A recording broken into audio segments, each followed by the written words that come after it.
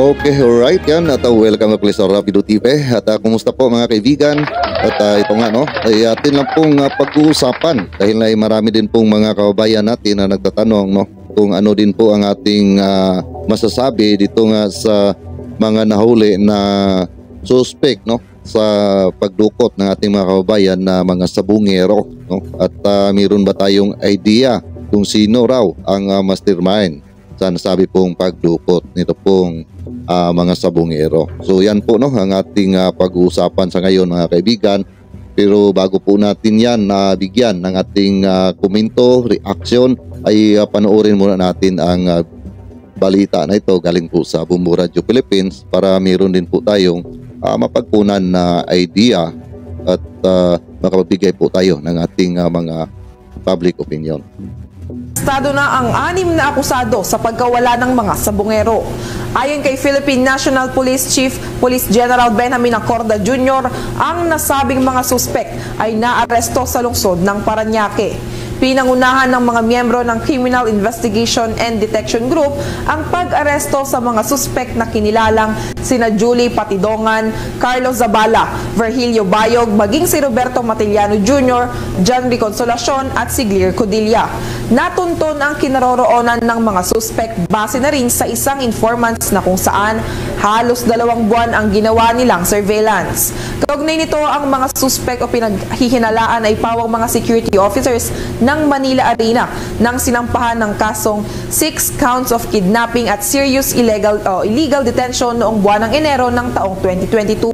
Ito ay mga kaanak o ng mga kaanak ng nawawalang sabungero na kinilalang sina John Claude Inonog, Rondel Cristorum, Mark Joseph Velasco, maging si Roel Gomez at ang magkapatid na sina James Bakay at Marlon Bakay. Dagdag pa dito, inihain din ang kasong 6 counts of kidnapping at serious illegal detention sa Department of Justice noong March 18 ng taong 2022. Noong Enero ng taong kasalukuyan din ay isinampa ng Department of Justice ang kaso laban sa mga pinaghihinalaan sa Manila Regional Trial Court. Nagsampa rin ang Criminal Investigation and Detection Group ng hiwalay na kaso ng kidnapping at serious illegal detention sa pagkawala rin ng online sabong master agent na si Ricardo Lascio na iniulat na dinukot noong August 30, 2021 sa San Pablo, Laguna.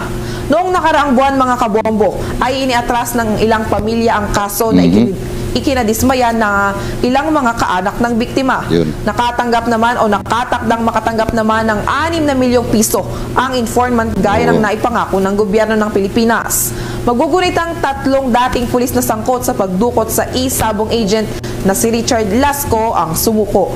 Kaugnay niyan, pakinggan natin ang bahagi ng pahayag ni Philippine National Police Chief Police General Benjamin Acorda Jr. Well, I hope that with the arrest of these suspects, those who were reportedly nag-back out as a witness may be convinced or reconsider the position.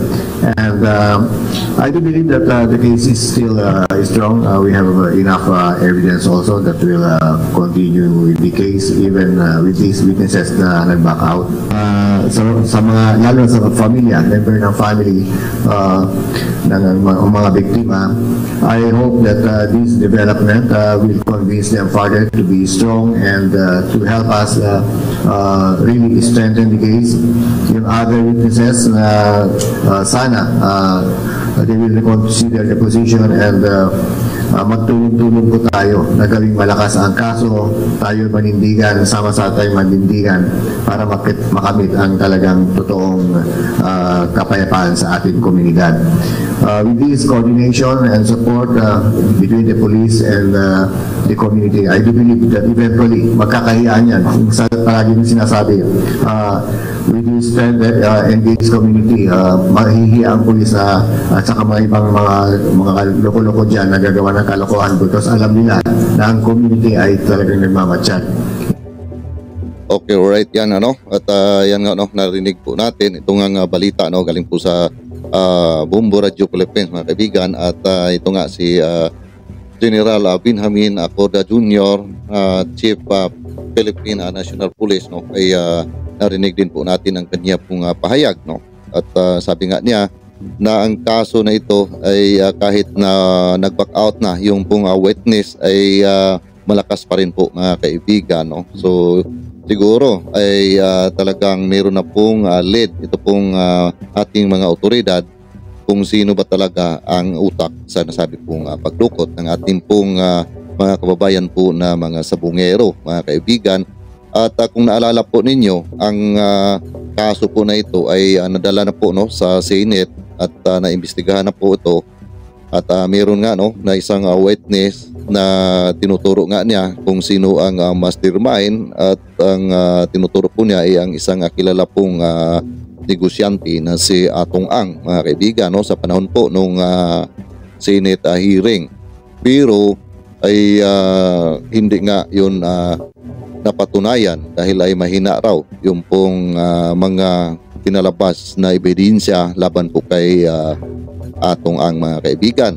At sabi nga, no, doon sa Senate hearing ay mayroon pong nangyayari na conspiracy at nasangkot nga doon ang pangalan ni Arnie Jebes, mga kaibigan, sa nasabi pong conspiracy na ito nga si Atong Ang ay parang gusto lang po daw na siraan, mga kaibigan, kaya ay sinangkot po ang kanyang pangalan sa pagkawala nito pong mga sabungero. Actually, mga kaibigan, no, sa ating pong nalalaman na ang nag-ooperate po ng isabong ay yung mga talagang kilalang mga tao, no, at kasali nga dito si Arnie Jebes, si Atong Ang at si Bong Pinida, no, yung pong mga tinuturo po na nag-ooperate ng isabong, mga kaibigan, no, sa panahon po noong COVID, no, nung pandemya, no, malakas po ang isabong doon. Kaya ay siguro mayroon pong nangyayari na hindi nagkaunawaan ito ngang mga nag-ooperate sa nasabi pong isabong, mga kaibigan. Kaya mayroong nangyayari na dinudukot po itong mga kaibigan po o mga kababayan natin na mga sabongeros, mga kaibigan. Baka mayroon din po silang mga alam sa mga kaganapan po sa nasabi pong isabong.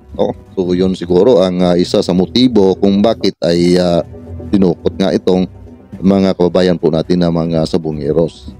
At takot siguro na baka lalabas po yung mga tinatago po nila na alam po naman natin itong mga illegalista talagang pagka mayroon pong alam yung pong isang tao ay pilitin po nila na manahimik po ang tao na iyan, at kung sa tingin po nila ay parang nagbigay po sa kanila ng delikado ay lilinisin po nila yan, mga kaibigan. Ganun po ang mga illegalista, no?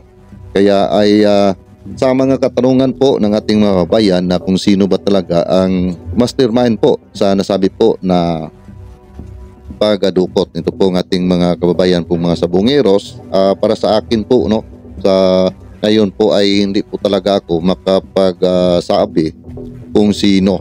Hindi po natin pwede na basta-basta lang po tayo magtuturo na mismo ang ating po mga kinaukulan nga ay hindi pa rin po sila officially nagpalabas ng pangalan sa nasabi pong mastermind, mga kaibigan, no? Kaya ay dapat po natin na hintayin na sila mismo ang officially na magpapalabas po ng pangalan kung sino po talaga ang mastermind dito po sa nasabi po na pagdukot ng ating mga kababayang mga sabongeros, mga kaibigan, no? At sa atin ngang napag-alaman dito na mayroon na pong mga ilan po na mga complainant, no? Yung pong nagsampa ng kaso ay winidraw na po nila, no? Yung iba winidraw na po nila yung pong kanila pong mga sinasampang kaso laban nga dito sa mga sangkot sa nasabi pong pagdukot nito pong ating mga kababayang sabongeros. Pero mayroon pa rin po, no, iba na nagpapatuloy po at pinapinindigan po nila ang kanilang pinaglaban, no, na makamtan po nila ang hustisya sa kanila pong mga kamag-anak na nawala nga, no, na mga sabongeros. At kung napanood po ninyo, mga kaibigan, may isa pong vlogger, no, na nagtalakay din po dito sa kaso na ito, at mayroon nga siyang na-interview na isa daw ito sa witness, at siya nga ang nagpapatunay At doon nga sa kanyang interview, mayroon po siyang tinuturo na isang mastermind sa nasabi pong pagdukot nito pong ating mga kabayang sabungeros. At saan dinala, paano nila dinala, no? Detalyado po, no, ang kanyang mga sinasabi doon po sa pag-interview ng isang vlogger, no, na si Epifanio Labrador.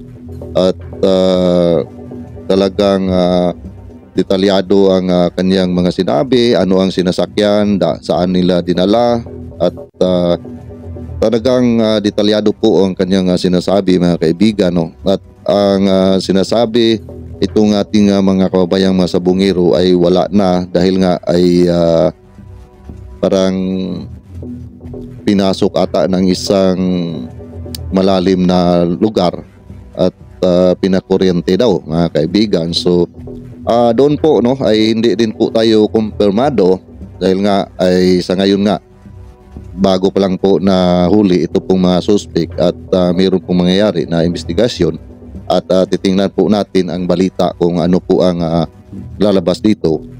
Ito bang mga kababayan po natin sa bungero ay talagang wala na ba o buhay pa at tinatago lamang nila? So dito po natin talaga malalaman ang totoo pong balita dahil hindi po tayo kumbinsido doon po sa na-interview ng isang vlogger nga, mga kaibigan, dahil ay mahirap po tayo na maniwala kaagad kung hindi po galing talaga sa atin pong mga otoridad, no? Dahil sa ngayon po, mga kaibigan, alam po naman natin ay pwede po tayo gumawa ng kwento, no? Actually, hindi ko naman sinabi na gawa-gawa pong kwento yung pong ating narinig, pero marami na rin po, no, na mga gumagawa rin po ng kwento. Kaya ay mas maigi na dito po tayo maniwala sa galing po sa ating mga kinaukulan kung ano po ang kakalabasan po sa investigasyon na ito, mga kaibigan.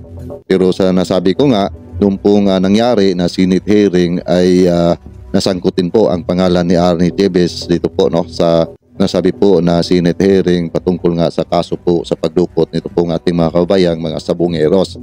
So yan po ang ating antabayan, mga kaibigan, at alam ko po na kayo ay mayroon pong naisip, no, mayroon pong pumapasok sa kanyang mga isipan kung sino nga ang nasabi pong mastermind dito, no?